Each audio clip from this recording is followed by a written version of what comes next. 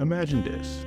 You're on a lovely day at a five-star restaurant, and once you arrive, you're told that there will be an hour wait. During your wait, you're given complimentary hors d'oeuvres, serenaded with smooth jazz, and simply enjoying your time in the restaurant waiting area. After the comfortable wait, you and your date are finally seated and served a delicious three-course meal, with each dish being more exquisite than the last. That is the only way I could describe The Silent Patient by Alex Michaelides. The author brilliantly took his time setting the table and delivered a masterclass of a twist. Short summary. The Silent Patient is about a psychotherapist, Theo Faber, who obsesses over the treatment of his new patient, Alicia Barrington, who is stricken with elective mutism. Alicia is admitted to a psychiatric facility because she killed her husband for seemingly no reason, contributing to her psychological downfall. Theo goes above and beyond what a normal therapist should do for the care of his patient, blurring lines between ethical and unethical. However, the good Dr. Theo has his own issues going on in his life that illuminates meticulously as the story goes on.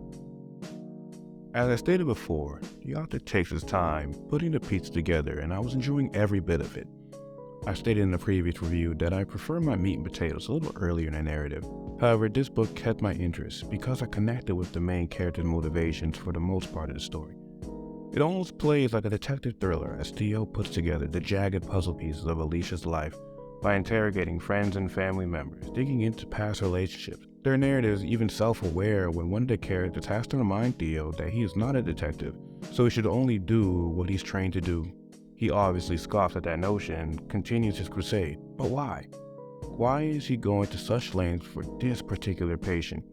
We are teased that his reasonings are because he and Alicia are kindred spirits due to their respective relationships with their fathers. Or maybe this is more of therapy for him to distract himself from the things troubling his own personal life.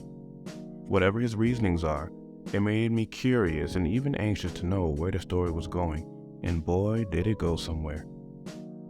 I won't spoil the twists, but I will say that it left me utterly shocked. It flipped my perspective on all characters involved, and there were practically no contrivances that made me scratch my head. At first, it was a little jarring that a chapter can begin and end with Theo trying to help Alicia, then the next chapter abruptly begins with him suddenly trying to deal with his own personal conflicts. It wasn't until the twist that structure made sense, and that is how I like my twist, to be the final puzzle piece that shows a clear view of the author's vision. In my opinion, the major theme of this narrative is the power of words. We follow Theo, a psychotherapist, among other psychotherapists who use their influence of words to help their patients. Not only that, but the power of words from a parent to a child. Through the lens of a child, parents are, for a lack of a better word, gods. Parents can perpetually damn their children to a brutal future if they do not choose their words and actions with careful consideration. One wrong utter or slip of the tongue, especially during an emotionally turbulent time, can cause irreparable trauma that could subconsciously influence every action they make for the rest of their lives. Both Theo and Alicia live with such trauma that causes them to do what they did, and for Alicia's case, respond how she did.